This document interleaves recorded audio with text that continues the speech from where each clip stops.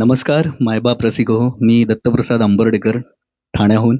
आज खूप एक विलोभनीय असा क्षण आहे आपल्या सगळ्यांसाठी आणि मी तुमच्या सगळ्यांचा लाडका गायक आणि नम्र मित्र दत्तप्रसाद. गेली 10 ते 15 वर्ष संगीत क्षेत्रात ठसा उमटवायचा प्रयत्न करतोय. आज आपल्या सोबत आहेत अश्विनी चुरी मॅडम, ज्या A stars and tours and travels या कंपनीच्या ओनर आहेत. गृहिणी आहेत, गायिका आहेत आणि भरपूर काही. तर म्हणजे लिस्ट आपली संपणारच नाही अशी. आणि त्यांच्याच सोबत आहेत चिन्मय मायदेव, म्हणजे अगदी माझ्या लहानपणापासूनचे मित्र आणि आज दिवंगत असे दिग्दर्शन ते करतात वेगवेगळ्या नाटकांसाठी. खूप त्यांचा प्रवास मोठा आहे. तर आज आपण त्यांच्याशी छान गप्पा मारणार आहोत. तर सुरुवात करूया आपण.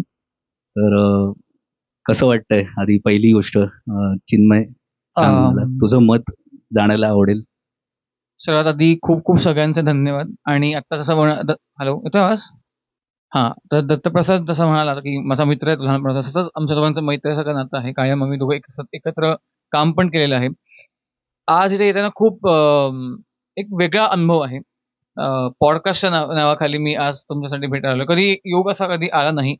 पण नवीन वर्षाच्या शुभमुहूर्तावरती या स्वामींच्या कृपेने पण असेल मे बी, आणि आई-वडिलांच्या आशीर्वादामुळे सुद्धा ही गोष्ट असेल. त्यामुळे हा योग आला असेल. काहीतरी एक नवीन शिकायला सुद्धा मिळेल या पॉडकास्टमधून. मला स्वतःला ॲज अ व्यक्तिमत्व म्हणून. I am looking forward to it. Ashwini madam, तुम्ही बोला. नमस्कार. माझ्यासाठी हा खूपच पहिलाच अनुभव आहे की फर्स्ट ऑफ ऑल चिन्मय बरोबर यायचं हे पण माझं भाग्य आहे. आणि मेन म्हणजे समोर दत्तप्रसाद बसले असताना ते मला जे प्रश्न विचारणार आहेत, तर थोडंसं दडपण आहे, पण खूप छान वाटतंय. नाही, थँक्यू नाही. So much. दडपण तर आम्ही घ्यायला हवं ॲक्चुअली. तर आपण सुरुवात करूया. मी थोडक्यात चिन्मय मायदेव यांची ओळख करून देतो. यांचं शिक्षण BA सायकॉलॉजी, MA आणि MBA ह्युमन रिसोर्सेस मॅनेजमेंटमध्ये यांनी भरपूर काम केलेलं आहे. शिक्षणाचा अनुभव आहे.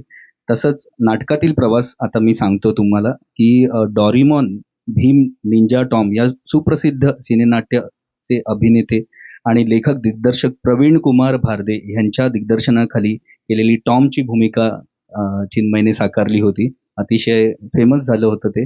या नाटकापासूनच चिन्मयने आपल्या या अभिनय क्षेत्रात पदार्पण केले. म्हणजे त्याबद्दल काही 2 वाक्यात सांगशील? हो, कारण तेव्हा मी सुरुवात होती. म्हणजे डोरेमॉन दी निंजा टॉम हे जे नाटक 2010 ते 2011-12 मध्ये मी केलं. तेव्हा खूप वेगळा अनुभव होता ॲज अ ॲक्टर म्हणून. कारण आपण लहान असतो. म्हणजे जवळ-जवळ 4थी-5वीतली आपण मुलं. आपल्याला काय कळतं नाटकात? मी आईला म्हणायचो, की "काय तू घालते का त्या शिबिरामध्ये? काय कंटाळा येतो." म्हणजे तेव्हा सवय असतं, की सकाळी मस्त उठा, आरामात उठा, मस्त खेळायला जा, शनिवारी मस्त उड्या मारा, मामाकडे जा, खेळा, म्हणजे म्हणजे गोष्टी करा. पण थँक्स टू माझी आई, कारण तिच्यामुळे खरं तर मी या क्षेत्रात वळलो. आणि तिच्यामुळेच मी या नाटकपर्यंत पोहोचलोय ॲज अ दिग्दर्शक म्हणून जो आता आहे. कारण तेव्हा जर मी गेलो नसतो, तेव्हा जर मला काही शिकायला मिळालं नसतं, तर मी हा दिवस पाहिला नसतो आणि एवढी चांगली टीम मला कधी मिळाली नसती. आता जसं अश्विनीची आता ओळख करून दिली दत्तप्रसादनी. एवढा चांगला मित्र मला मिळाला नसता, एवढी चांगली मला मैत्रीण मिळाली नसती. आणि खूप गोष्टी शिकायला मिळाल्या. म्हणजे प्रत्येक नाटकातून मला खूप शिकायला मिळाल्या. पण हे नाटक खरं तर माझं एक भाग्याचं भाग्य म्हणेन, की त्या सरांनी मला विश्वास दाखवला, की "चिन्मय, तू काहीतरी करू शकतोस, तुला ॲक्टिंग येतेय. असं नाही की तुला येत नाहीये." पण ठीक आहे, तेव्हा काही वाटत नव्हतं. पण माझं म्हणणं असेल, की ठीक आहे, थँक त्यांच्यामुळे, की मी इथे इथपर्यंत पोहोचलो, आणि खास करून माझ्या आई-वडिलांचे. धन्यवाद. तसंच ह्या नाटकाचे प्रयोग म्हणजे रामगड, गणेश हो. गडकरी, पुन्हा सावित्रीबाई फुले, विष्णुदास भावे नाट्यगृह वाशी, वासुदेव बळवंत फडके पनवेल या ठिकाणी गाजले खरंच. हो. म्हणजे हा काळ होता तो 2010 ते 12चा, बरोबर? त्याच्याच नंतर डॉक्टर आम्ही तुम्ही सारखे या नाटकात देखील चिन्मयने आपल्या दुसऱ्या अभिनयाची चुणूक दाखवली, बरोबर? हो. त्यानंतर चिन्मयला जी सुवर्ण संधी मिळाली ती म्हणजे सुप्रसिद्ध लेखक दिग्दर्शक राजू तुलालवार यांच्या घाबरलेला राक्षस या बालनाटकासाठी, बरोबर? कारण ते नाटक आम्ही सगळ्यांनी बघितलं होतं. अतिशय म्हणजे वाटलं नव्हतं की तेव्हाचा जो हा आहे अभिनय करणारा तो आज असा भेटेल म्हणून. तर हे आमचं भाग्य आहे. या नाटकाचे सुद्धा देखील मुंबईच्या मोठ्या-मोठ्या सभागृहात आपल्या अभिनयाची चुणूक दाखवून प्रयोग झाले. खूप सुंदर. 4 जून 2016 मध्ये चिन्मयला 10वी ला 96% होते. बापरे! एवढा म्हणजे आमचे उलटे जरी केले 69 तरी सुद्धा होणार नाहीत. ऍक्च्युली तर याबद्दल काय सांगशील? 10वीचा किस्सा मला अजूनही आठवतो. म्हणजे हा आई सुपर लक्षात ठेव, 12वीला समोर सांगतो, पेपरची गोंधळ करू नकोस. म्हणजे 10वीला माझा पेपर होता जॉमेट्रीचा आणि मी म्हणतो सायन्सचा पेपर आहे, कारण मॅथ्स 1 मॅथ्स 2 सायन्स 1 सायन्स 2 असं होतं. म्हटलं जाऊ दे, सायन्स 2चा पेपर आहे. म्हटलं जॉमेट्री, आईचा म्हटलं झालं. म्हणते तर काय आई म्हटलं, आई ऑक्टोबर अटेम्प्ट कन्फर्म आहे, जुलै अटेम्प्ट मी देणार आहे म्हटलं, लक्षात ठेव. 10वीचा निकाल लागला आणि जोरात म्हणजे मी आईला बाबांना म्हणतो की तुम्ही लोक निकाल बघा, मी बघणार नाही म्हटलं, कारण मला माहिती होतं की मला किती कमी टक्के मिळणार आहेत. म्हणजे मी अभ्यास केला होता ना सायन्सचा मॅथ्सचा, असं काही केलं नव्हतं असं नाही. पण आईने म्हटलं की कन्फर्म जुलै किंवा ऑक्टोबर अटेम्प्ट आहे, हे एवढं लक्षात ठेव. आणि निकाल लागला. माझे बाबा आईला असं थोडं ओरडले. म्हटलं आता काय खरं नाही आपलं. म्हटलं कन्फर्म 50% असतील ना, कारण बरोबर ना, पेपरचे उलट्या उलट्या आणि बघतो तर 96%. म्हटलं मीच आहे, म्हणलं नक्की माझं चांगलं म्हटलं. सो तेव्हा खूप धक्का बसला की बाबा 96% कसं काय मिळू शकतात. आणि गंमत अशी होती, 9वी 10वी मी ब्रेक घेत होतो, नाटकात मी काम करत नव्हतो. 8वी पर्यंत मी नाटकात काम केलेलं, कारण माझ्या घरातून सांगितलं की 9वी 10वीला आहे, 10वीची परीक्षा आहे, नाटक करणं बंद कर. कारण तेव्हा मला आवड लागायला लागली होती. जी आवड मला 2010 साली आवड नव्हती या नाट्यक्षेत्राची, पण जेव्हा ते राजू कुलकर्णींचं नाटक जेव्हा मी केलं, त्याचे प्रयोग भरपूर झाले आणि गंमत अशी होती, त्या नाटकाचा प्रयोग पुण्यात पण घ्यायचा होता, जी काही मला संधी होती काम करण्याची. पण ती लकी 9वी 10वी असल्यामुळे मी म्हटलं की जाऊ दे, म्हटलं तर आपण कॉन्सन्ट्रेट करूया आपल्या अभ्यासावरती, कारण 10वीचं वर्ष हे पहिलं वर्ष मेन असतं. आता बोर्डाची परीक्षा 10वी नाहीये, पण त्या काळात 2016 साली 10वीची परीक्षा खूप इम्पॉर्टंट होती. पेपर कठीण असायचे. म्हटलं जाऊ दे, ठीक आहे, 2 वर्ष पण गॅप घेतला तर काय हरकत आहे. नंतर आपल्याला संधी मिळणारच आहे, पण काय सोडणार नाही संधी. म्हणून नाही, खरंच म्हणजे या एवढ्या लहान वयामध्ये आम्ही सेटल व्हायचा प्रयत्न करतो आणि प्रवासामध्ये तू एवढं सगळं वाहून नेलंस, म्हणजे खरंच म्हणजे जेवढं करावं तुझी तारीफ तेवढी कमी आहे. पुढे आपण बघूया काय तुझा प्रवास आहे तो. या नाटकासाठी अनेक दिग्गज लोकांनी चिन्मयला आणि त्याच्या संपूर्ण टीमला शुभेच्छा दिल्या होत्या. ते नाटक म्हणजे सुखांत, बरोबर? आणि त्याच्यासाठी तू मला सुद्धा ओळख दिलीस, त्याच्यासाठी सुद्धा तुझे आभार. तर सुखांत नाटकाबद्दल काय सांगशील? सुखांत नाटक खरं तर ते माझ्यासाठी खूप चॅलेंजिंग होतं, कारण त्या नाटकापासून मी दिग्दर्शक चिन्मय मायदेव हे नाव लागलेलं, म्हणजे ऑफिशियली. कारण त्याच्या आधी कल्हई नावाचं नाटक मी केलं, पण ते एवढं गाजलं नाही. सुखांतचा विषय असा होता की आई वडिलांवरती नाटक. खरं हे इमोशनल आणि करुण रसातलं असं नाटक आहे. त्याच्यामध्ये माझं 2 कॅरेक्टर मी केलेली.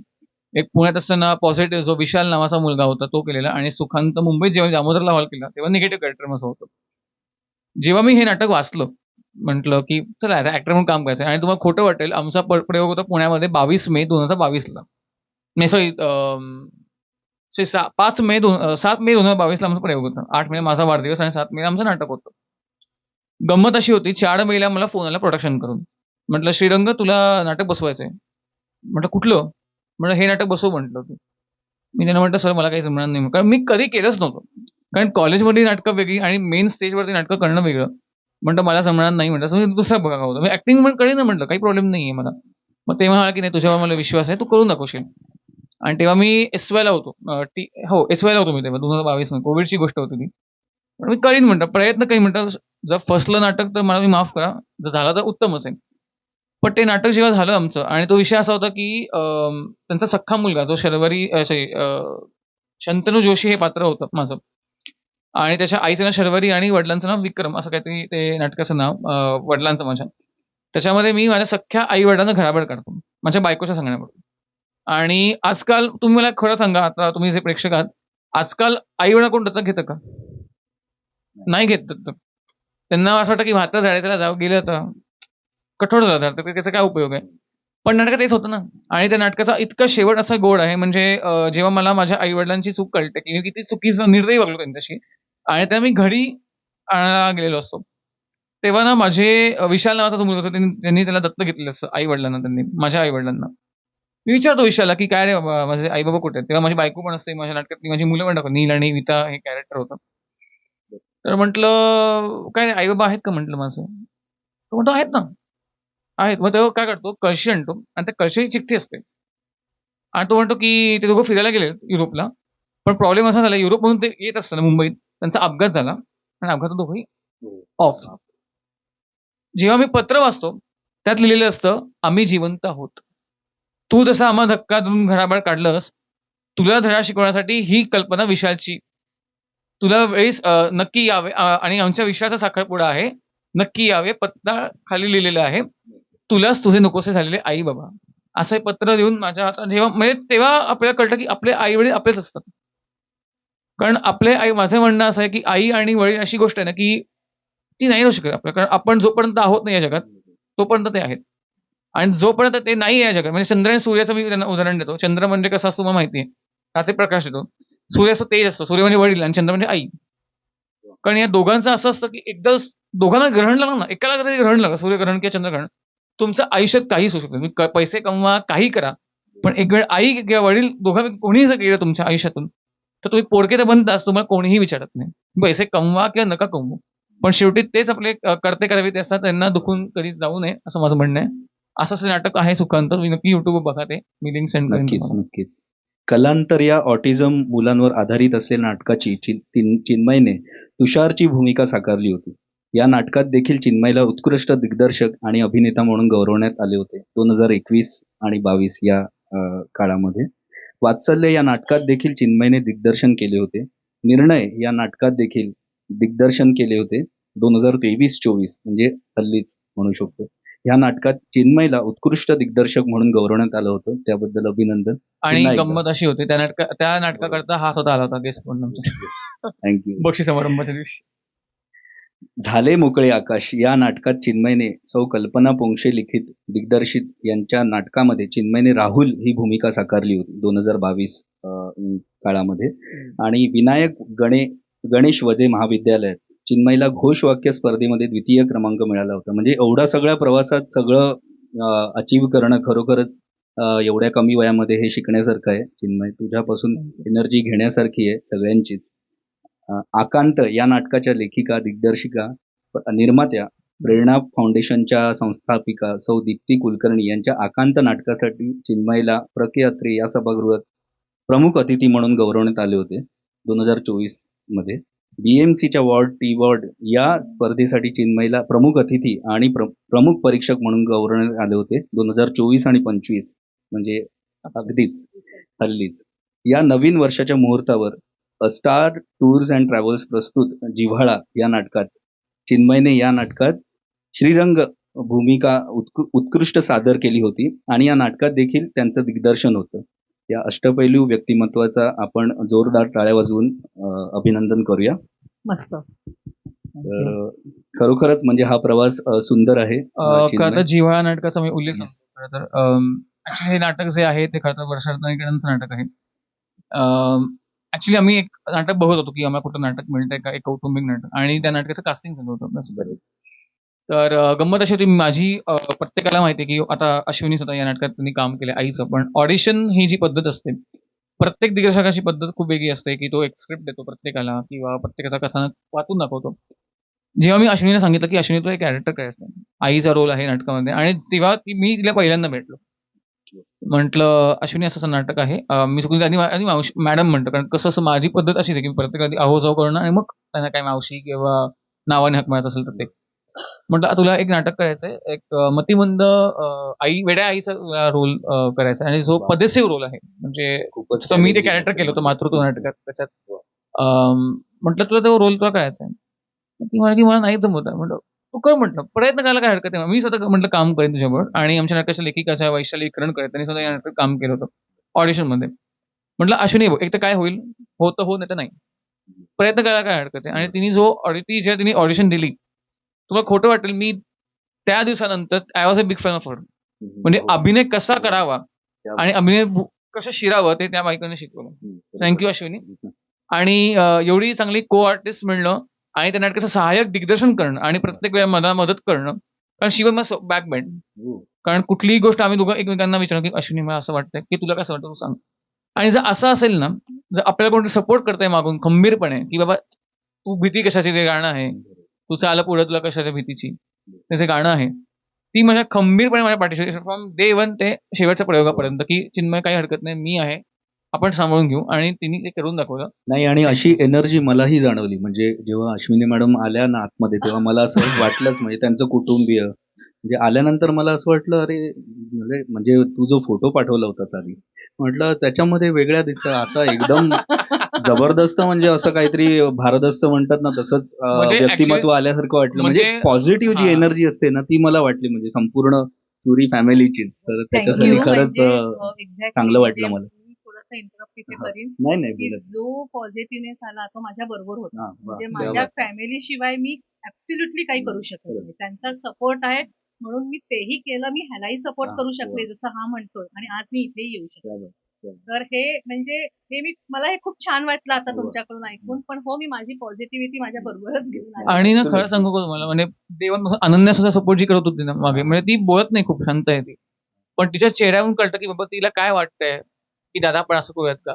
इव्हन आयुष माझा मित्र आहे आणि अमित काका, थँक्यू सो मच, तुमच्या तिघांचं आहे खरं तर. अमित काका आणि आयुष काका नाटकात नव्हते पण इन्व्हॉल्वमेंट म्हणतो ना एक्झॅक्टली, आपण, कारण ते ती म्हणजे हा मॅडमच्या कलेला सपोर्ट करणं आणि ती Exactly. इन्व्हॉल्वमेंट त्यांच्या कलेला रिस्पेक्ट करून देणं, आणि हे सुद्धा फॅमिलीचं एक खरं आहे. कर्तव्य असतं आणि ते आणि चोख बजावत आहेत बरं का. ऍब्सोल्युटली. आणि तर कसं आहे माहिती का, त्याच्यामुळे जिव्हाळ्याचा अर्थ तोच आहे ना Yes. की आपलीच म्हणतो जेव्हा खंबीरपणे आपल्या पाठीशी बरोबर. उभी राहतात तेव्हा बरोबर. बाहेर संकट देखील हात धरून Tagline निघून च आहे. जातात बेसिकली. Correct, correct. सो त्या प्रकारे हे आमचं नाटक होतं. पण प्रत्येकाचं त्या नाटकात काम, म्हणजे बरोबर. प्रत्येक इंडिव्हिज्युअली प्रत्येकाने आपापली वा. भूमिका अशी केली. आणि छान.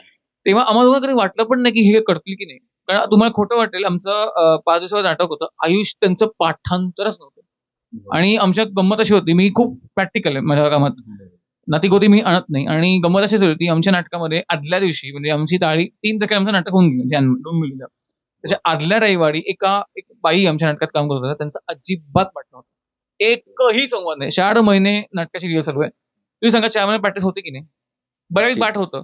त्या बाईने काहीही केलं नव्हतं. माझा आवाज चढला, म्हणजे अश्विनी थांब जरा म्हटलं, मला बोलू दे म्हटलं, कारण माझा तेव्हा जाम भडका, मी तेव्हा टेन्शन होतो की आता काय होणार म्हटलं, 3 तारखेला आपलं नाटक आहे.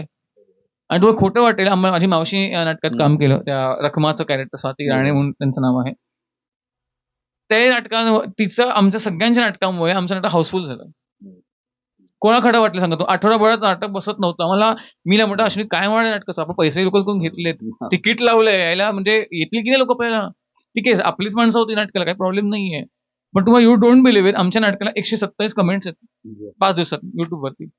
म्हणजे श्रेय कोणाचं आहे, प्रत्येकाचं श्रेय, नुसतं लेखकाचं किंवा आमच्यापर्यंत श्रेय नाही. प्रत्येकाने आपापलं भूमिका दर्शवली किंवा आपली भूमिका त्यांनी ठामपणे केलं की आम्ही करू शकतो, वी कॅन डू इट. हा जो एक मोटिव्ह होता ना, तो खरं तर या नाटकामुळे सफल झाला आणि याचे प्रयोग भरपूर होतील असं मला वाटतं. थँक्यू. आणि बोलावं तेवढं कमीच आहे. थोडक्यात मी मॅडमची पण ओळख सांगतो. 15 वर्षापेक्षा अधिक वर्षांचा अनुभव उद्योग क्षेत्रात असलेल्या ट्रॅव्हल प्रोफेशनल, BA पदवी आणि ट्रॅव्हल अँड टुरिझममध्ये डिप्लोमासह त्यांनी पूर्णत्वाला सर्व काही नेलेलं आहे. सध्या स्वतःची A-स्टार टूर्स अँड ट्रॅव्हल्स कंपनी आहे त्यांची आणि त्याचे व्यवस्थापन सुद्धा त्याच बघतात. जी कंपनी जगभरात कस्टमाइज डोमेस्टिक आणि इंटरनॅशनल पॅकेजेस आणि परदेशात अभ्यास सेवा देते. तुम्हीही त्याचा लाभ नक्की घ्या मला असं वाटतं, कारण मीही त्यांच्याशी बोलणं झालेलं आहे, घेणारच आहे लाभ. आणि कामाव्यतिरिक्त उत्तम गृहिणी, अभिनय, रंगमंच सादरीकरण आणि गायन अशा गोष्टींमध्ये आनंद घेत असताना आपसूक लोकांशी चांगले जोडण्यास आणि प्रत्येक कामात सर्जनशीलता आणण्यास मदत करतात. बघा, म्हणजे मी जे मगाशी म्हणालो तेच पुढे ऑटोमॅटिकली आहे. म्हणजे किती कनेक्शन आहे हे. तर त्यासाठी खरंच अभिनंदन तुमचं दोघांचं. आणि Thank you. मी काही प्रश्न आता सुरुवात करतो विचारायला. पहिले तुला की त्यांना Let's तू go. सांग. चिन्मय. बरं चिन्मय, तुझा जन्म आणि बालपण याबद्दल मला सांगशील तर कसं? जन्म थोडक्यात. माझा खूप चांगला होता, म्हणजे सपोर्ट होता दोघांचा, आई वडिलांचा. मला आजी होती, दुर्दैवाने नाही आहे जगात. आत्या होती मला, बहीण माझी. मला सपोर्ट तर प्रत्येकातून घरातून सगळ्यांचा होता. म्हणजे तू काही माझा आई बाबांचं तेच म्हणणं अजूनही आहे की तू जे काय करतोय ते जे असं कर की मनापासून कर, कुठली गोष्ट, म्हणजे कुठलीही गोष्ट असेल. म्हणजे मला एक उदाहरण मी देऊ इच्छितो. लोकमान्य टिळकांचं एक एक्झाम्पल मी तुम्हाला सांगतो. तुम्हाला सगळ्यांना लोकमान्य टिळक माहिती आहेत बरोबर. जेव्हा ते केसरीवरून सॉरी जेव्हा ते मंडळाने सुटून आले तुरुंगातून, तेव्हा ते जेव्हा केसरी वाड्यावरती आले आणि त्यांचा मुलगा यशवंत झोपला होता बेसिकली. आणि सत्यभामा टिळक त्यांची पत्नी त्या निवर्तल्या होत्या प्लेगमुळे. आणि त्या टिळकांनी प्रश्न विचारला, काय यशवंत बाळा काय म्हणतोस, बरा आहेस ना म्हटलं.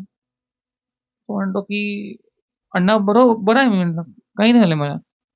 त्याने दुसरा प्रश्न विचारला की बाळा तुझा अभ्यास कसा चालू आहे, तुझ्या आईला वाटायचं की तू खूप शिकावं, तू खूप मोठं व्हावं वगैरे असं. तो म्हणतो की हो बाबा माझा अभ्यास खूप चांगला चालू आहे वगैरे, असं ठीक चालू आहे. म्हणजे त्या टिळकांचं एक वाक्य होतं, तू काही शिक, तू अभ्यास कर, तू बूट पॉलिश कर, तू वडापावची गाडी काढ, पण जे काय करशील इल्या म्हणजे प्रत्यक्षातून मागणी आली पाहिजे. हेच माझ्या आईवडिलांचं म्हणणं होतं, की तू काही आयुष्यात कर, तू अभ्यास कर, तू HR कर, तू नाटकात काम कर, पण जे काय करशील ते असं मनापासून कर, की जे लोकांनी तुझं कौतुक केलं पाहिजे. म्हणजे मराठी म्हणे ना, की मरावे पडी कीर्तिरूपी उरावे, तसं आहे. आणि दुसरा प्रश्न, जन्म माझा झाला ठाण्यातच बेसिकली. पण मी मूळ ठाणा असा मिक्स आहे, पण मॅक्सिमम पुणेकरच आहे मी, म्हणजे 5 वर्ष पुण्यात होतो आणि नंतर मुंबईत राहायला आलो. पण खूप छान बालपण, चांगली शाळा, चांगलं वसई महाविद्यासारखं महाविद्यालय, एक दुसरं माहेरघर माझं होतं ते. कारण ते महाविद्यालय माझ्यासाठी खूप भाग्याचं होतं, कारण त्यांनी नाटकात संधी दिली मला काम करायची. मला जे आवडायचं नाटक करणं, अजूनही आहे माझी पॅशन ती. म्हणजे नाटक करणं, वाङ्मय मंडळ तिकडे फेमस होतं, विथी होतं आणि भरपूर शिक्षक चांगले मला मिळाले. म्हणजे मला आवर्जून सांगेन, अवंतिका मॅडम मला इकॉनॉमिक्स शिकवायच्या, सायकोलॉजीच्या गीता काळे मॅडम, म्हणजे सगळ्यांचाच मला सपोर्ट होता कॉलेजमध्ये आणि शाळेत सुद्धा इव्हन. आणि कॉलेजमध्ये मी खरं म्हणेन की 2018 पासून त्याच महाविद्यालयात मी डिरेक्शन करायला लागलो. म्हणजे आयुष्य कधी डिरेक्शन बनीन, दिग्दर्शक चिन्मय लागेल, हे आयुष्य मला कधी वाटलं नव्हतं. ते त्या कॉलेजमध्ये झालं. सो धन्यवाद केळकर महाविद्यालय. पुढचा प्रश्न अश्विनी मॅडमना विचारतो मी. भविष्यात अशी कोणती स्वप्न आहेत जी तुम्ही पाहिलीत आणि तुम्हाला पूर्ण करायची आहेत? जसं तुम्ही आता सांगितलं की स्टार टूर्स अँड हा. ट्रॅव्हल्स, तर बेसिकली ना माझ्या वडिलांचं स्वप्न होतं. मग त्यांची ट्रॅव्हल एजन्सी होती. पण काही अनफॉर्च्युनेट कारणामुळे ते फार सक्सेसफुली नाही हे करू शकले, ती मध्ये प्रायोरिटीजमुळे थांबवावी लागली. तर मला ते एक होतं की त्यांचं ते स्वप्न मला पूर्ण करायचं होतं आणि फॉर्च्युनेट की मला तो चान्स मिळाला की मी त्याच लाईनमध्ये शिरले.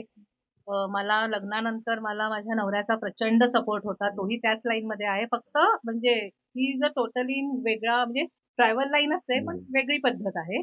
तर मग त्याच्या सपोर्टने मी आज म्हणजे आपण असं म्हणू शकतो की म्हणतात ना की प्रत्येक यशस्वी प्रश्नच नाही. ते वाक्य इथे एकदम इनफॅक्ट तुम्ही जर आमच्या नाटकाचा प्रयोग बघितला, बरोबर. जेव्हा नाटकाचा, तर त्याच्या शेवट माझं एक छोटंसं मला ह्याने स्पीच द्यायला सांगितलेलं. तर त्याच्यात माझा हा उल्लेख आहे की प्रत्येक यशस्वी स्त्री बरोबर देखील चालणारा एक पुरुषच पुरुष असतो. असतो. आणि बरोबर. माझ्या वा, बरोबर वा. तर ते सत्यच आहे की माझे मिस्टर अमित पुरी माझ्या बरोबर आहेत, आजही क्या बात. आहेत. म्हणूनच हे शक्य झालं. तर माझं क्या बात. स्वप्न हेच आहे की स्टारच्या फ्रँचायझीज व्हाव्यात, ब्रँचेस व्हावे. वा. Like he is my now third baby. म्हणजे मला 2 मुलं आहेत. तो स्टार हे वा, माझ्या क्या आता बात ते आहे. त्यांच्या मार्गाला लागलेले आहेत. तर अच्छा. Now star is my priority, की आता मला त्याच्या ब्रँचेस ओपन करायचे नाही, आहेत. नाही. ही खरंच माझी खूप खूप शुभेच्छा आणि Thank म्हणजे मला खरोखरच आज मी पुन्हा एकदा थँक्स म्हणतो चिन्मयला की मला ही अपॉर्च्युनिटी दिली की तुम्हाला तुमच्या फॅमिलीला आणि तुम्हाला भेटण्यासाठी हा रजिस्टर राहील माझ्या Thank you. ब्रेनमध्ये हा दिवस दुग्धशर्करा आजचा. योग होता, दुग्धशर्करा योग होता. Same here. पुढचा प्रश्न तुला विचारतो. शिक्षणात तू घेतलेली उत्तुंग झेप कशा प्रकारची होती? म्हणजे काय अडचणी आल्या आणि कशा तू कॉन्कर केलंस सगळं काही? म्हणजे अडचणी पण प्रत्येकाला येतात. बरोबर. 10वी म्हणा तर 10वीचा बोर्डाचा परीक्षा म्हणा, 12वीचा परीक्षेचा अभ्यास म्हणा. ती वेळेला केली झालं, कारण कोविडमध्ये एक्झाम होती. बापरे. Lucky you. लकी होतं म्हणजे पण 10वीची गोष्ट अशी होती की बाबा 10वी आली आता, चला बाबा आता अभ्यास करा. कारण मुळामध्ये मला अभ्यासाची आवड होती लहानपणापासून. असं नाही की मी कधीच अभ्यासावरून कधीच म्हणजे ओरडा किंवा मार खाल्ला नाही आई वडिलांचा. मी आणि माझी बहीण CA आहे स्वतः. CPA इन US, तिथे युकेला असते लंडनला. माझी आत्या स्वतः MBA फायनान्स आणि CA स्वतः आहे. त्याचा नवरा पण चार्टर्ड अकाउंटंट आहे. सो अभ्यासाची गोडी मला लहानपणाआधी होतीच. कारण ते म्हणायचे ना की दुसरी प्राजक्ता जन्माला आली म्हणून. कारण म्हणजे एज्युकेशनल घराणं म्हणू शकतो यू आपण. Can say. बरोबर. हा, म्हणजे असं मला आई माझी वा. प्राजक्ता जन्माला. कारण मुळात मी असं होतो की मला पावकी निमकी यायच्या. म्हणजे मी 1.5 वर्ष म्हणजे पाऊण वर्षाचा असेल तर पावकी निमकी मला तोंड पड असायच्या. एक पाऊण अर्धा म्हणजे 2 असं अजूनही होतं. आत्ताच्या जनरेशनला कळणार नाही बापरे. पावकीने. हा, पण तेव्हाच्या काळात होतं ते आम्हाला. म्हणजे मी प्रॉपर इंग्लिश मिडियम मुलगा होतो, कॉन्व्हेंट मधला. पण मला सगळे म्हणतात तू मराठी मिडियम शिकलास का? म्हणतात नाही म्हटलं. कारण माझं मराठी माझ्या आजीमुळे झालं चांगलं. कारण मुळात ती शिक्षिका होती. मुळात पुस्तकं होती घरामध्ये. म्हणजे आजी आई बाबा ते सांगायचे, तू नाटकात काम करतो ना, पुस्तकं वाच. म्हणजे माझे सावरकर असतील, पु ल देशपांडे असतील, लोकमान्य टिळक असतील, संभाजीराजे असतील, त्यांचं व्याख्यान, त्यांचं वाङ्मय, बाबासाहेब वृंदांचं वाङ्मय म्हणा, हे सगळं तू ऐक. कारण तू नाटकात काम करतोस ना, मग तुला कुठलीही गोष्ट करताना तुला ते वाचन झालं पाहिजे. किंवा आता मी गीता पण शिकतोय माझ्या आईकडून, 15वा अध्याय. पण थोडासा पाठ होत नाहीये कारण तो खूप कठीण आहे आता. पण माझं म्हणणं तेच आहे की शिक्षण, माझं म्हणणं काही शिका तुम्ही आयुष्यात. म्हणजे तुम्ही इंजिनियर व्हा, तुम्ही वकील व्हा, काही करा, पण ती शिकण्याची आस असली पाहिजे, तरच तुम्ही पुढे जाऊन तुम्हाला फळ मिळतं. नाही तर तुम्हाला काही फळ मिळत नाही. आत्ताच तुम्ही अभ्यास केलात तरच पुढे जाऊन होणार, नाही तर काहीही होणार नाही. कारण सध्या जॉब नाहीये लोकांना. बरोबर. बीकॉम आणि कुठल्याही गोष्टीवर आपण प्रेम करतो ना, हा. तेव्हा ती गोष्ट जबरदस्तीने करायची गरज नाही लागत. ऑटोमॅटिक ते तुम्हाला येतं. जसं आमच्या गाण्याच्या क्षेत्रात सुद्धा आपण एखादं गाणं हो. प्रिपेअर करायला जातो. मग ते पाठ करणं किंवा लिरिक्स बघून म्हणणं असं आमच्या क्षेत्रात नसतं. ते केव्हा चांगलं होतं गाणं, जेव्हा तुम्ही ते आत्मसात करता. एक्झॅक्टली. ते आत्मसात करणं गाणं जेव्हा होतं, त्या गाण्यावर प्रेम होतं, तेव्हा मग ते ऑडियन्स पर्यंत आणि- पोहोचतं. तोच प्रकार आहे. कारण कुठलीही गोष्ट बरोबर. मला असं म्हणणं की बरोबर. मनापासून करा. उगाच Right. एक करायची म्हणून प्रश्नच नाही. आईने सांगितलं डान्स कर, मी तसं हं. त्यावेळेस मी केलंच नाही. काय यार काय यार मग काही झालं नसतं ना. मी बरोबर. नाटक प्रेम केलं, समजून घेतलं म्हणजे की नाटक काय आहे, कारण ही रंगदेवत आहे शेवटी. बरोबर. सो जशी आपली आई वगैरे सांगत असेल रंगदेवता आपण बोल, आणि प्रत्येक गोष्ट आपण जी गोष्टी आवड आहे ना, म्हणजे ते संगीत असेल किंवा नृत्य असेल, नृत्यांगणा आपल्याशी बोलते, बाबा बाई ग तू असं वा. डान्स कर. आता आनंद माहिती असेल ती गोष्ट, कारण शी इज इन डान्स. हम्म. किंवा गाण्यामध्ये आपण दोघंही गातो, तर आपल्याला माहिती आहे की गाणं काय आहे, गाणं आपल्याला काय सांगतं, भाव काय असतात गाण्यातले. म्हणजे उदाहरणार्थ कुठलं भावगीत आहे, काय इमोशनल आहे, हम्म. तो जोपर्यंत आपण ती गोष्ट समजून घेत नाही दैनंदिन आयुष्यात, तोपर्यंत आपण कुठलीच गोष्ट, म्हणजे ते गायन असेल, नृत्य असेल, चित्रकला असेल, अभ्यास असेल.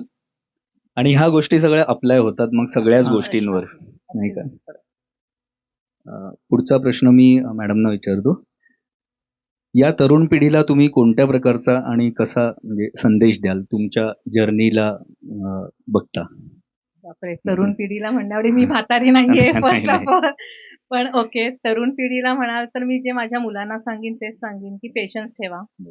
2 मिनिट मॅगी सारखं काही नसतं, हे फक्त टीव्हीत बघायला वा, असतं. सुंदर. आणि तुमचं गोल आणि तुमचं एम एकदा ठरलं असेल की ते अचीव करण्यासाठी फक्त मेहनत करावी लागते. आपलं गोल जेव्हा ठरतं तेव्हा आपण त्याच्यामध्ये अचीव करतो. कारण जसं आता हा म्हणाला की ती आवड पाहिजे.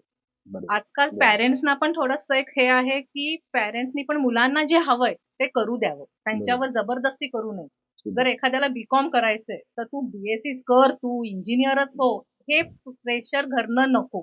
त्याला जे करायचंय ते त्याला करू दे. स्वातंत्र्य थोडंसं, देणं. तो तरी मुलांना बरोबर. स्वातंत्र्य व्हावं की बरोबर. आपली फील्ड चूज करायचं. बरोबर. एक आई म्हणून मी हे सांगू शकते. वा.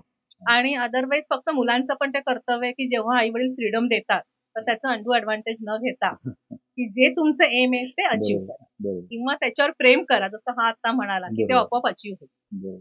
म्हणजे इझिली मिळणं जे असतं आजकाल, हा. त्यावर तुमचं काय म्हणणं आहे? म्हणजे जे आपण बऱ्याचदा बघतो की इझिली मिळतं ज्या घरामध्ये, त्यांचं थोडीशी पिढी दुसऱ्या गोष्टींकडे वळते सहज.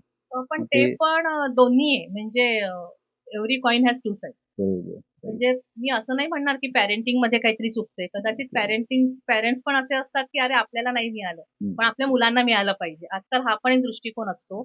तर मुलांनाही हे कळलं पाहिजे की आई वडील जर आपल्याला एवढा ट्रस्ट ठेवतायत तर त्याचा आपण अंडू ऍडव्हान्टेज नाही घेतलं पाहिजे. बरोबर. उलट त्यात आजकाल ते सिल्वर स्पून घेऊन जन्माला येतात सगळे. आताची पिढी अशीच आहे.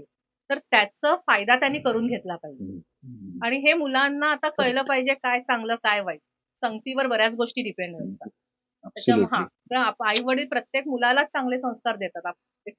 साधे अगदी झोपडपट्टीत राहणारे देखील मी सांगेन की आई वडील मुलांना चांगलेच संस्कार देतात. ते मुलांवर आहे की त्यांनी त्याच्यातलं काय करावं. पुढचा प्रश्न चिन्मय, तुझ्या नाटकाच्या प्रवासाची सुरुवात कशी झाली होती? म्हणजे बेसिकली नाटकाची प्रवास करत असं होतं की मला अजूनही ती तारीख आठवते, 12 एप्रिल 2007. मी गोष्ट ती कधी विसरणार नाही. 19 वर्षापूर्वी. बापरे. 12 एप्रिल 2007 दुपारची 2:30 वाजताची वेळ, रविवार होता तेव्हा, म्हणजे शनिवार होता. हो, पोस्ट सॅटर्डे होतं तेव्हा. आणि तेव्हा मी खेळायला काही जाणार होतो खाली, क्रिकेट खेळायला. तेव्हा आई म्हणाली थांब जरा, मला जरा बोलायचं तुझ्याशी म्हटलं. आणि तेव्हा मला टीव्ही बघायला खूप आवडायचा, म्हणजे कार्टून की त्या मालिका असायच्या बघा ना, अवघाची संसार, म्हणजे पण आजीमुळे मालिकांचं आजही त्या तेवढ्याच आहेत. म्हणजे लोकप्रिय आहेत, म्हणजे लोकांना हो. आवडतात. वादळवाट वगैरे, या सुखानो, या सगळ्या दिग्गज मालिका. आई म्हणे तुला थिएटर करायला आवडेल का? आणि मला तुम्ही सांगा, पहिलीच होतो मी, 2007ची गोष्ट आहे. म्हणजे हो, म्हणलं, काय थिएटर हे काय असतं म्हटलं. आई म्हणे टीव्ही. आणि तेव्हा लहान मुलांना कसं समजवतात आई बाबा की जाशील ना म्हटलं, आणि तुला मी एका क्लासला घेऊन एक वेबिनार आहे, तू अटेंड करशील का म्हटलं. आई आणि ते होतं 6 वाजता, काही असं मुलांमध्ये, भारती सरांचं. म्हटलं आई मला नाही करायचं, म्हटलं मला नाही इंटरेस्ट आहे त्यामध्ये गोष्टीमध्ये. आई मला तू करून तर बघ, ट्राय तर करून बघ. म्हटलं चला, म्हणतात ते म्हणतात पाहता तर नांदा. म्हटलं चला, म्हटलं गेलो. पहिल्या दिवशी सगळ्या गोष्टी बघितल्या की नाटक म्हणजे काय, किंवा लेखन करणं, दिग्दर्शन करणं, पथकथा, संवाद, नेपथ्य, प्रकाश वगैरे काही गोष्टी काही कळल्या नाही. एक निघून गेल्या. योग असा होता, पहिल्यांदा मी त्या स्टेजवरती विक्रम गोखलेंना भेटलो होतो. म्हणजे नाव माहिती, विक्रम गोखले हे ऍक्टर आहेत. आणि तेव्हा ना त्यांनी परीक्षा घेतली होती प्रत्येकाची. मला ती अजूनही गोष्ट का आठवते, कारण तो माझा टर्निंग पॉईंट होता त्या नाटकात काम करण्याचा. विक्रम काकाने विचारलं होतं की दिग्दर्शक आणि लेखकामध्ये फरक काय मुलांनो, काय असेल तुम्हाला काय वाटतं. आणि तेव्हा मी मराठी जेव्हा मला आवडायचं वाचायला किंवा कथा आवडायला, तेव्हा मी खोटं वाटतं मला, तेव्हा मी श्रीमानोनी वाचलं होतं अर्ध. शब्द मला सगळे लक्षात माहिती होते, म्हणजे कठीण शब्द, म्हणजे असे म्हणजे हिमपुटी, हिरमुसणं, हे सगळे शब्द ते पहिलीत असताना मुलगा. तरी प्रत्येकाला असं रोज विचारलं की सांगा. आणि मुलं पॅरेंट्स ना पॅरेंट्सने अजिबात बोलायचं नाही, मुलांनी मोठं बोलायचं काय असेल. तुम्हाला खोटं वाटेल, त्यावेळेला मिराकल अकॅडमी नव्हती. आत्ता तर मिराकल अकॅडमी आली मधुराणी मॅडमची, आत्ता नाही येत त्या चालवत. तेव्हा त्या अशी अकॅडमी चालू होती. आणि जे कोण उत्तर देईल त्यांना तो ते स्वतः प्रवीण कुमार भारती सरांची ओळख करून त्यांना ते क्लासची ऍडव्हर्टाईज होती त्यांची. तेव्हा त्यांनी मला प्रश्न विचारला, मुला बाळा सांग माझं नाव काय. म्हटलं माझं श्रीरंग नाव आहे, चिन्मय माझं पाळण्यातलं नाव, श्रीरंग माझं खरं नाव. काय माहिती तुझं नाटक लेखक आणि दिग्दर्शक म्हणजे. मी तर क्लिअर बोललो की म्हटलं काका, आणि काका काय आपल्याला कुठे कळतं, सॉरी म्हणजे सर म्हणजे काका बोलू मी चुकून त्यांना. म्हणून मला नाही माहिती. म्हटलं की डोकं चालू जरा म्हटलं. आणि तेव्हा मी फक्त एकच प्रश्न बोललो ना की म्हटलं सांगू म्हटलं. आणि तेव्हा मी कॉन्फिडंट होतो खूप, स्टेज मला फिअर नव्हतं, लहान मला स्टेज फिअर नव्हतं, मला ओपन होतो पूर्ण. मी त्या उत्तर असं दिलं होतं, पहिलीतला मुलगा विचार करतो मी, लेखक म्हणजे जो झळझळणारा वारा असतो ना, खळखळतं पाणी जे असतं तो म्हणजे लेखक. आणि जे खळखळतं पाण्यानं झरा जो निघतो, वणवा पेटतो, तो म्हणजे दिग्दर्शक. आणि ते की ह्याचा अर्थ काय बाळा. म्हटलं की दिग्दर्शक म्हणजे माझा पप्पा, बाबा. कसं काय. मी नाही म्हटलं, हे बघा मला तुम्ही सांगा, वडील काय करतात, सगळ्यांना बांधून ठेवतात ना फॅमिलीला प्रॉपर, ते म्हणजे दिग्दर्शक. ते उठले असते, समजा विक्रम गोखले हे समजा हा आहे, आणि मी असा बसलोय त्यांच्यासमोर, माझ्या पाया पडले ते. म्हटलं काका काय करताय म्हटलं. पहिल्यांदा मी असा मुलगा बघितला की ज्याने हे उत्तर बरोबर, आणि लॉजिक बघा त्यामुळे ते सांगा की हा असं लॉजिक बघा. आणि त्यांनी तेव्हा सांगितलं माझ्या आईला, मी आम्ही जेव्हा निघालो तेव्हा, मॅडम ऐका, अशी भारती मॅडम ऐका फक्त. म्हटलं काय हो मॅडम सर. म्हटलं मला माहिती नाही मी असीन नसीन मला माहित नाही, पुढच्या 12 वर्षात हा मुलगा दिग्दर्शक बनेल नाटकाचा. आणि हा दिग्दर्शक करू शकेल आणि लोकांना टॅकल करू शकेल. मी तेव्हा म्हटलं, अरे आईला म्हटलं हे काय बोलतात, काही बोलतात. आणि हे खरं झालं. खोटं वाटलं. सुखांतच्या पहिल्या प्रयोगाला योगिता तकतराव ते नाटकाच्या लेखिका, आणि जेव्हा माझं पहिलं नाटक ऍज अ डिरेक्टर म्हणून, त्यांनी मला फोन, ते मला भेटायला आलेले. म्हटलं ओळखलं का मला. म्हटलं ऑब्व्हियसली ओळख. आणि त्यांनी मला इतकं तेव्हा भरून आलं लिटरली की म्हणजे त्या माणसाची भविष्यवाणी तेव्हा 2007 ची गोष्ट, 12 एप्रिल 2007 आणि 7 मे 2022, किती मोठा लोटला होता कार्टो. मला स्वतःला वाटलं नव्हतं की डिरेक्टर त्यांची दृष्टी कशी होती बघा. ही मोठी योगांची कहाणी, आणि अशोक सराफ म्हणा, वंदना गुप्ते म्हणा, किंवा नाना पाटेकर म्हणा, त्यांना कसं वाटलं असेल. म्हणजे एका प्रश्नाखातर मी फक्त बोललो की दिग्दर्शक म्हणजे बाबा म्हणून, कारण सगळ्यांना जो हँडल करतो तो म्हणजे बाबा, आणि जो सगळ्यांचे अश्रू पुसतो तो म्हणजे लेखक. मस्त. मॅडम, तुमच्यासाठी आपल्या कारकिर्दीत कोणता असा अनुभव आहे जो आजही आपल्या लक्षात आहे आणि आपल्याला प्रेरणा देण्यासारखा आहे. मला एक्झॅक्ट आठवत नाही, 7वी 8वीत किंवा 8वी 9वीत असेल. आणि इट्स लाईक दॅट की तेव्हा तेवढं काही असं सिरियसनेस नव्हता. मी घरात सगळ्यात लहान, त्याच्यामुळे घरात काही कामं करावी लागायची नाही, थोडंसं शेंडेफळ. आणि सम हाऊ मला अपॉर्च्युनिटी मिळाली एपीजे अब्दुल कलामचं भाषण ऐकायचं. आणि मला माहिती होतं, म्हणजे मी तेव्हा तिकडे गेले की मी फोटोमध्ये येईन, ह्याच्यामध्ये येईल, कॅमेरामध्ये, त्या हिशोबाने मी त्यांचं भाषण ऐकायला गेले. आणि is absolutely a life change. म्हणजे तेव्हा मला त्यांचे बरेचशा शब्दांचे अर्थ पण नव्हते कळले. त्यांचं जे भाषण होतं, त्यांनी ज्या प्रकारे स्पीच दिलं होतं की ते एवढं मोटिवेशनल आणि इन्स्पिरेशनल होतं की म्हणजे आजही त्यांची काही वाक्य आठवले की अंगावर अक्षरशः काटा येतो. आणि तेव्हा थोडासा माझा आयुष्याकडे बघायचा दृष्टिकोन बदलला. म्हणजे फार काही बिझनेस करायचा इन फ्युचर किंवा काही एवढं पुढचं ठरलं नव्हतं, पण जे स्पार्किंग म्हणतो आपण ते एक्झॅक्टली तेव्हापासून. टर्निंग पॉईंट होता की मी अशी खूप ठीक आहे ना, लेट इट बी, बघू काय होतं ते, थोडंसं हे कॅटेगरी होती. पण त्यांचं स्पीच ऐकल्यानंतर ऍक्च्युली आयुष्याकडे बघायचा दृष्टिकोन थोडासा बदलला. थोडासा सिरियसनेस आला आणि सगळ्याच बाबतीत. तर ते आहे की ते मी खरंच कधी विसरू शकत नाही. आणि हो ऑब्व्हियसली त्याच्यानंतर जो बदल घडत गेला त्याचा सपोर्ट आई-वडिलांनी दिला, बहिणींनी दिला, लग्नानंतर सासू-सासरे, नवऱ्यानी दिला. तर ते आहे. पण म्हणजे तो एक टर्निंग पॉइंट होता की तेव्हा माझ्या म्हणजे ॲक्चुअली अश्विनीमध्ये थोडासा बदल झाला होता. तेव्हा खरं आयुष्य उलगडलं असं हां, म्हणता असं येईल. म्हणू शकतो नाही का? आपण. हो. वाह! छान. चिन्मय, तुझा अभिनेता ते दिग्दर्शकचा प्रवास कसा होता ते सांगशील?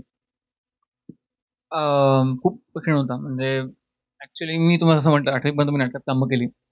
परत 9वी-10वीला गॅप घेतला आणि मी म्हणत होतो की आता काय करायचं 10वी नंतर आपण. मी 10वी ला 96% होते. मी सायन्सला जाणार नव्हतो. तर मला आवडतं सायन्स, म्हणजे मला डॉक्टर बनायचं होतं लहानपणी. पण म्हटलं सगळे डॉक्टर बनतात, सगळे इंजिनियर बनतात, किती वेगळे केले पाहिजे. म्हणून मी विराट कलाकार आर्ट्स हे निवडलं. मला माझ्या घरातले आर्ट्स काय वेगळाच का तू म्हटलं. मग त्यात काय म्हटलं प्रॉब्लेम आहे म्हटलं. एवढा माझ्या हुशार मुलगा आणि आर्ट्स हां, असं म्हणजे होतं माझ्या ना. ही मेंटॅलिटी असते. हां, म्हणजे मेंटॅलिटी माझ्या असते. आईवडिलांना काही म्हणणं नव्हतं. तू काही कर. माझी मामी म्हणाली, की "अरे तू आर्ट्स आहे, तुझी बहीण मग सीए करते, तू काय करतोस?" म्हटलं. म्हटलं, "मला करायचं म्हटलं, माझी मर्जी" म्हटलं. आणि लकीली माझं केळकटमध्ये सिलेक्शन लिस्टमध्ये नाव लागलं, ॲडमिशन झाली. आणि नाटकाची तेव्हा मला खूप चांगली संधी मिळाली. म्हणजे 2018 मध्ये कल्हई हे नावाचं नाटक होतं. अंधश्रद्धा, जातीभेद आणि ज्योतिराव फुल्यांवरती ते नाटक होतं. 3 अंकी हां, म्हणजे खूप मोठं नाटक. 2-3.5 तासाचं नाटक आणि ते स्पर्धेतलं नाटक होतं.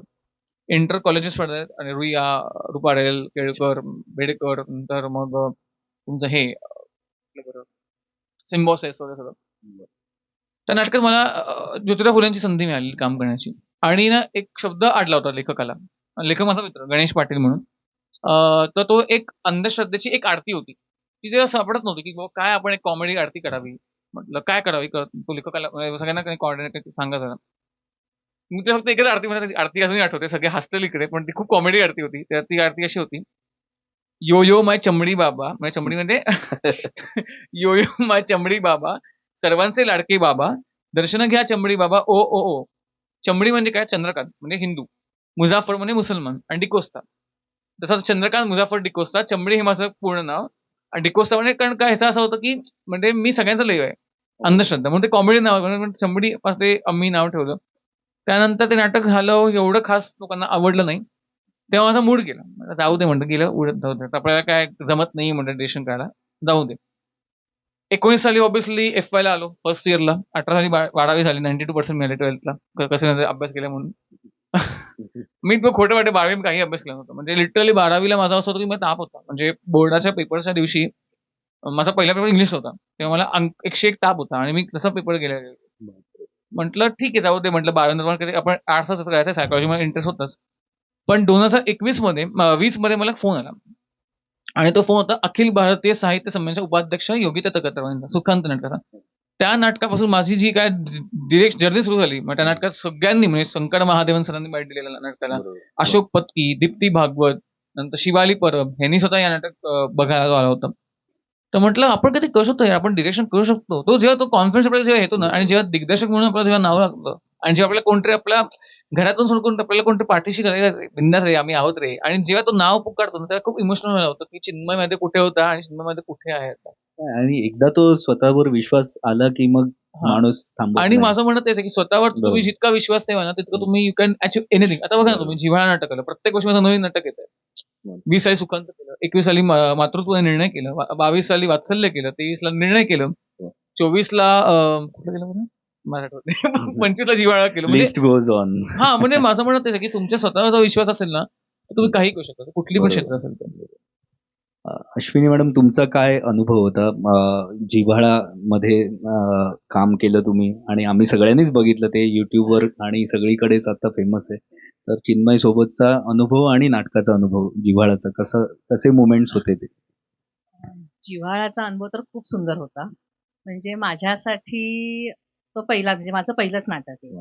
ह्यापूर्वी शाळेत असताना, कॉलेजमध्ये असताना स्टेज शो भरपूर केले. पण असं नाटक असं कधी केलं नव्हतं. आणि जेव्हा मला तो म्हणजे ऑडिशनसाठी असा कॉल आला, असं आय वॉज की मी ऑडिशन द्यायची, म्हणजे मला असं वाटलेलं की ठीक आहे ना, बोललो आपण आता काय मला तू घे नाटकात असं फ्लो होतं. सोबत आपण जाऊ. हां. येस. तर आता ऑडिशन द्यायची आहे. म्हटलं बापरे! तर मला तेच पहिलं होतं की जाऊ की नको. तेव्हा पण मला परत तेच सांगावं असं वाटेल की मला घरनं होते की जा ना, तुला एक आहे ना क्युरिओसिटी, तुला करायची एक हॉबी म्हणून ट्राय कर. नाही तर नाही, तुला काय असं करिअरचा विचार नाही केलाय. म्हटलं ओके. तर त्या हिशोबाने मी आले. जसं त्याने मला सांगितलं की ऑडिशनला गेल्यावर त्याने मला सांगितलं की तुला मतिमंद आईचा रोल करायचा. ते तर खूप जास्त चॅलेंजिंग होतं. बापरे. पण त्याच्या म्हणण्यानुसार मी ते केलं चांगलं आणि त्याने मला तिथेच सांगितलं की ओके यू आर सिलेक्टेड. म्हटलं अरे वा चांगलं आहे की म्हणजे आणि, म्हटलं खरं वाटतं की या नाटकात मी सर रडलोय कम्पेअर वा. कारण तिने जी पण ते कॅरेक्टर करणं समजू पण त्या मुलांचं काम करणं त्या व्यक्तीच त्या हो, नाही, म्हणजे ती खरोखरच चॅलेंजिंग हो. भूमिका होती ते. मी ते जेव्हा केलं तेव्हा मलाही नव्हतं वाटलं की मी ऑडिशन देताना रडेल. बापरे. हा म्हणजे मला नाही माहिती की मी त्या रोलमध्ये कशी एवढी घुसले. पण ऑडिशन देताना म्हणजे मी हा तिचा विषय असा होता की मला तुम्ही सांगा अशा मुलांना आपल्या मुलापासून तोडतायत म्हणजे कुठली आई मला सहन त्याने करेल असा रोल दिला बरोबर, होता की मी बरोबर. मतिमंद आहे आणि म्हणून घरची लोक माझ्या मुलाला माझ्यापासून लांब ठेवतात. Because बापरे. त्यांना त्याच्या परिणाम होऊ नये म्हणून. सी बरोबर. बेसिकली प्रत्येक आईच पॉझिटिव्ह असते. आता आपण माझ्याबद्दल बोलतोय तर मी माझ्या मुलांच्या बाबतीत तशी सुद्धा ओव्हर पॉझिटिव्ह आहे. मी ओव्हर प्रोटेक्टिव्ह नाहीये पण मी ओव्हर पॉझिटिव्ह. आणि तेव्हा तो प्रकार असा होता की मी मतिमंद आई आहे आणि त्याच्यामुळे घरची लोक माझ्या मुलाला माझ्यापासून लांब ठेवतात. तर सम हाऊ ते एवढं म्हणजे मलाच कळलं नाही की मी त्या रोलमध्ये कशी घुसले आणि ऍक्च्युली ऑडिशन देताना मी रडले.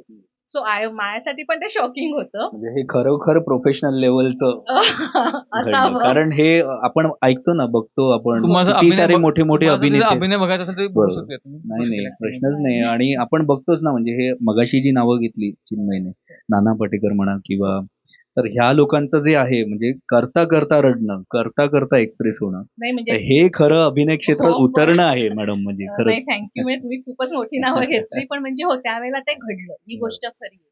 आणि मग त्याच्यानंतर तो मला तिथेच बोलला की तुमचं सिलेक्शन झालंय असं. वा, म्हटलं वा. ओके. तर मग त्याच्यामुळे ते एक खुशी होती की वा, आनंद होता की वा. माझ्यासाठी हे म्हणजे अभिनेत्री म्हणून माझ्यासाठी हे वा. पहिलंच होतं. वा, तर म्हटलं चला आज कुठेतरी माझं अभिनेत्री म्हणून एक नाव लागेल. क्या बात आहे. तर त्याचं क्रेडिट ऑब्व्हियसली चिन्मयला आहे आणि बाकीचं माझ्या फॅमिलीला आहे की त्यांनी मला ते पण मी त्या ऑडिशन म्हटल्यावर मी थोडीशी होते हा. की काय करायचं जायचं की नाही. पण मला सगळ्यांनी सांगितलं की जाऊन तू हो, देऊन कारण ये. 100 प्रश्न येतात हा. नाही का, कोण असेल, कोण काय असेल, एक्झॅक्टली कसं वागेल. सगळं कारण ही जनरली ना नाटक किंवा पिक्चर ह्याच्याबद्दल नाही माणसांच्या आपल्या मध्यमवर्गीय ह्याच्याबद्दल एक ग्रह झाला बरोबर. की तिकडे कशी लोक असतील कशा प्रकारची असतील. नाही खरंच. तर त्याच्यासाठी मी क्रेडिट देईन 100% चिन्मयला.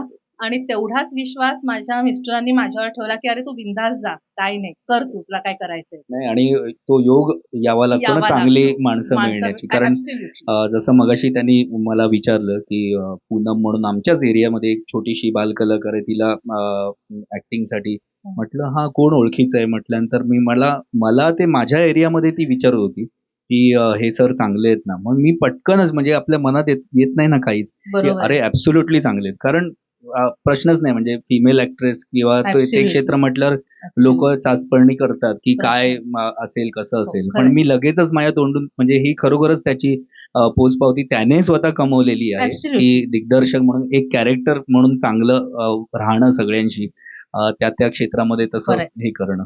तर खरंच we all are thankful to you. आणि कसं माहिती का माझं एक म्हणणं आहे की तुम्ही जितके चांगले वागाल लोकांशी लोक तुमच्यावर चांगले आणि हेच आजच्या काळात कठीण आहे. कारण आपण बोलू नये असं पॉडकास्ट वर पण न बोलताच बऱ्याच गोष्टी सगळ्यांना माहित असतात. काय घडतं, काय चालतं. खरंय जे आपल्याला पडद्यावर दिसत नाही. दिसत तर नाही. ते त्या बाबतीत चिन्मय अगदीच म्हणजे एकदम शुद्ध आहे माणूस Agree. असं म्हणू शकेन. तर पुढचा प्रश्न मी तुला विचारतो चिन्मय. आजच्या बदलत्या काळात नाटक या क्षेत्रात झालेले बदल याबद्दल तुला कसं वाटेल? काय म्हणजे काय सांगशील? खूपच कमी झाले बदल कारण आजकाल नाटक बघणं कमी झालंय ऑडियन्सचं कारण आजकाल सोशल मीडिया आल्यामुळे म्हणा किंवा जे बरोबर. नेटवर्किंग साईट्स आहेत अमेझॉन प्राईम म्हणा नेटफ्लिक्स म्हणा ह्या गोष्टी आल्यामुळे आजकाल नाटक म्हणजे काय हे आजच्या युवापिढीला काहीच माहिती नाही म्हणजे आता पुढची पिढी बघेल नाटक आय डोंट आमची मुलं की त्यांची मुलं आय डोंट नो कारण कसं आहे सोशल मीडियामुळे आणि सगळं आता अमेझॉन नेटफ्लिक्स शॉर्ट फिल्म झाल्या वेब सिरीज झाल्यामुळे आजकाल पुढे फ्रेंड पण मला माहित नाही बघ. चिन्मय सॉरी मी तर तेच हो. बोलणार होते आपल्या ऑडिशनच्या वेळेला सॉरी तो एक किस्सा हा. मी सांगते. नाही, नाही, सांगा ना. आम्ही जेव्हा चिन्मयने ऑडिशन घेतली तेव्हा अजून 5-6 जण होते आणि तेव्हा चिन्मयने असे बरेच प्रश्न विचारले तर तशा एक होत्या बाई त्यांना चिन्मयने विचारलं की ओके पु ल देशपांडे तुमचे त्यांनी तो रॅपिड फायर घेत होता की पु ल देशपांडे की Vapu Kale. So she was like कोण आहे ते दोघं. बापरे. आणि म्हणजे बापरे, की आय वॉज सो शॉक की ती बाई माझ्यापेक्षाही वयाने आय गेस 2-1 वर्ष मोठी असेल किंवा बरोबर. माझ्या एजची असेल. आणि ती चिन्मयला म्हणते की मला पण चिन्मय की फटाफट सांगायचं रॅपिड फायर म्हणे नाही कोण आहेत हे वपू काळे आणि पु ल देशपांडे कोण आहेत. सो माझ्या डोक्यात ते फिक्स शोकांतिकाच आहे ही हा खरंच. ऍक्च्युअली शोका. हम्म. तर माझा बापरे. दुसरं माझं असं आहे की मी घरी आल्यावर नवऱ्याला तर सांगितलं तेव्हा मुलं कॉलेजला शाळेत होती. तर माझ्या डोक्यात ते एवढं बसलेलं म्हटलं आपण आज त्या बाईबद्दल बोललो म्हटलं माझ्या मुलांना माहितीये की नाही आणि मला चेक करू दे. तर मी बरोबर. लिटरली दोघांनाही आल्यावर विचारलं म्हटलं वपू काळे आणि पु ल देशपांडे कोण आहेत. तर खरंच म्हणजे गॉड ग्रेस मी माझ्या मुलांनी व्यवस्थित सांगितलं की वा. वपू काळे म्हणजे कोण, पु ल देशपांडे म्हणजे कोण, कोणाची लेखन शैली कशी आहे. So I feel so proud of की नाही म्हणजे ह्या जनरेशनला पु ल आणि वपू माहिती नाहीयेत असं वा. नाहीये. तर तुमचं फक्त नाही, आणि अन्याय हे आहे. शेवटी तुमचेही संस्कार आहेत म्हणजे आणि सरांचे नाही, आणि आणि कसं आहे माहिती का Yes, तुमचे yes. आता माझ्या त्याचे संस्कार अपब्रिंगिंग एक्झॅक्टली. म्हणतो Exactly. आपण त्याला. म्हणजे मी एकाला आता विचारला प्रश्न काय काय लोकमान्य माहित आहेत ना म्हटलं कोण येते पहिल्यांदा म्हटलं काय म्हटलं तू म्हटलं तू इतिहास तू बीए करतोस इतिहास हा आय डोंट नो लोक पहिल्यांदा ऐकलं म्हटलं तू जीव दे म्हटलं मला म्हटलं तर कठीण आहे म्हणजे या परिस्थिती पिढीचं. बरं, अजून एकच प्रश्न म्हणजे शेवटचाच प्रश्न म्हणू शकतो आपण हा. अभिनय आणि दिग्दर्शन पर्यंतचा तुमचा प्रवास कसा होता म्हणजे बापरे. तो प्रवासच होता. म्हणजे मी खरं तर हा दोघांचा प्रश्न आहे पण मॅडम सांगायला हवं. Yes yes. बेसिकली मी जसं आता म्हटलं की मी ऑडिशनला जेव्हा गेले तेव्हा मी एक अभिनेत्रीच्या रोलसाठी गेले. तिथे माझं सिलेक्शन झालं. त्याने मला सांगितलं असं असं आहे हा रोल आहे. त्याने स्क्रिप्ट वाचायला दिली. तर छान होती स्क्रिप्ट प्रश्नच नव्हता काही. पण सम हाऊ आय डोंट नो मला असं वाटलं की ह्याच्यात थोडेसे चेंजेस हवेत किंवा पर्टिक्युलरली माझ्या कॅरेक्टरमध्ये कारण माझं निगेटिव्ह कॅरेक्टर होतं. तर माझ्या कॅरेक्टरमध्ये थोडेसे चेंजेस हवेत. तर मला ती भीती होती की मी ह्याला कसं सांगू. पण सम हाऊ असं झालं की 1-2दा आमचे फोन झाले तर मी त्याला म्हटलं की चिन्मय मला ना जरासं स्क्रिप्ट बद्दल बोलायचंय तर बोलू का. तो बोल ना बिनधास्त. म्हटलं आपण असे असे चेंजेस केले ना तर थोडंसं अजून होईल. तो बोलला एक काम कर मला तू डायलॉग सांग मी डायलॉग लिहितो. तर मी तेव्हा असेच त्याला सांगितलं की इथे असा डायलॉग पाहिजे तसा डायलॉग पाहिजे. तर त्याने माझं नाव संवाद लेखिका म्हणून पण लावलं आणि हे त्याचं पूर्णपणे नाही, नाही. त्याचं म्हणजे कौतुक आहे. आणि नंतर त्याने मला विचारलं की तेव्हा त्याला युएसला का कुठेतरी जायचं होतं. तर तो बोलला की तू मला ह्या नाटकासाठी असिस्ट करशील का डिरेक्टर म्हणून. म्हटलं बाबा माझं हे अभिनेत्री म्हणून देखील पहिलंच नाटक आहे. म्हटलं तू खूप मोठी जबाबदारी टाकतोयस माझ्यावर. तर तो बोलला की नाही जेवढं मला आता ह्या क्षेत्रातलं कळतंय तर मी चुकीचा निर्णय घेणार नाही. माझा तुझ्यावर विश्वास आहे. तू फक्त हो की नाही एवढं सांग. म्हटलं ठीक आहे ऑफर वाईट नाहीये. म्हटलं ओके मी करीन. तर आय होप मी त्याला 100% देऊ नाही, शकली नाही. आणि मला असं वाटतं मत देणं हे सुद्धा एक दिग्दर्शनाचं हे हो. एक बाजू तयार होते असं मला हो. वाटतं जे तुम्ही केलं. आणि म्हणजे ते हो म्हणणं आणि त्या फ्लो सोबत पुढे जाणं हो. हे फार महत्वाचं असतं. ते आणि तुम्ही ना अगदी कसं असं माहिती का आता इतकी Yes, वर्षाचा yes. अनुभव आहे नाटकाचा Yes. किंवा बरोबर. दिग्दर्शनाचा मग पटकन ओळखतो हा बरोबर. व्यक्ती परफेक्ट आहे की नाही. कारण अश्विनीच्या बाबतीत खूप मी तिला म्हणलं की तू नाटक उत्तमच करशील ऍक्टिंग. कारण तिची केमिस्ट्री आमच्या युट्यूबवरती पण खूप चांगलं कारण आम्हाला लोक सगळे म्हणतात की तू मायले आहेत का म्हणतात नाही रे बाबा म्हणतं को आर्टिस्ट आहे वाटली पण ती एक जोडी निर्माण आहे की आई आणि कारण तसं तुम्ही आईचं कॅरेक्टर केलं किंवा मुलाचं कॅरेक्टर केलं. पण ते लोकांना असं वाटतं की आम्ही दोघं मायलेक म्हणतो आम्ही दोघं म्हणतात यू कॅन से म्हणतात ते खूप आवती म्हणतात आपल्या दोघांना. पण आम्ही मायलेक पण एक कसं असतं ते एक डिरेक्टरला तेच हवं असतं की आपली को आर्टिस्ट म्हणा की आपली लेखिका म्हणा आपल्या पाठीशी असतील ना तर आपण जग जिंकू शकतो की आपण नाटक पण जिंकू शकतो. आणि ही टीम खरंच चांगली आहे आणि क्रेडिट गोष्ट फर कारण तिच्या सपोर्टमुळे हे नाटक झालं बाकी काय माझा काही सपोर्ट नव्हता त्याच्यात. नाही खरंच आज माझंही भाग्य आहे की तुम्हाला दोघांनाही मला पॉडकास्टला बोलवता आलं. आम्ही आणि सुद्धा नाही हे खरंच पाहिजे. नाही तर की एखादा गायक आमची मुलाखत घेतली. नाही खरंच नाही माझंही क्षेत्र चालूच आहे. मी मेहनतीशिवाय पर्याय नसतो नसतो. शेवटी. खरंय. आई बाबा नेहमीच सांगतात की 2 गोष्टी आपण आयुष्यात करायच्या. एक तर तुला यश मिळालं तर पाव इंच सुद्धा पाय जमिनीवरून उठता हुरळून कामा जायचं नये. नाही. अगदी आणि खरंय. दुसरं म्हणजे मन कोणाचं दुखवायचं नाही. तर तू कलाकार म्हणून रंगमंचावर यशस्वी होशील. हे बरोबर. सांगितलेलं होतं ते खरंय. आपलं पाळायचं आणि पुढे जायचं. असा एक प्रवास सुरू आहे. तो तुमच्या शुभेच्छा आमच्यासोबत सुद्धा असू द्यात आणि सगळ्यांच्या शुभेच्छा तुम्हाला आहेत मनापासून. भरपूर तुम्हाला श्री स्वामी समर्थ यश देऊ देत तुमच्या सगळ्या करिअरसाठी. खरंय. आणि आपण या गप्पांपासून अनफॉर्च्युनेटली असं म्हणू शकतो, हो. असं वाटतंय की अजून 2-3 तास चालाव्यात गप्पा. हो, म्हणजे आम्हाला पण, तुमचं गाणं ऐकायला आवडलं. Yes definitely. तो मी माझे कार्यक्रम असले की नक्की बोलू. नक्की, please. मी चिन्मयला पण सांगेन तुम्हाला. नक्की. तर तुमची रजा घेतो. खूप खूप धन्यवाद. थँक्यू.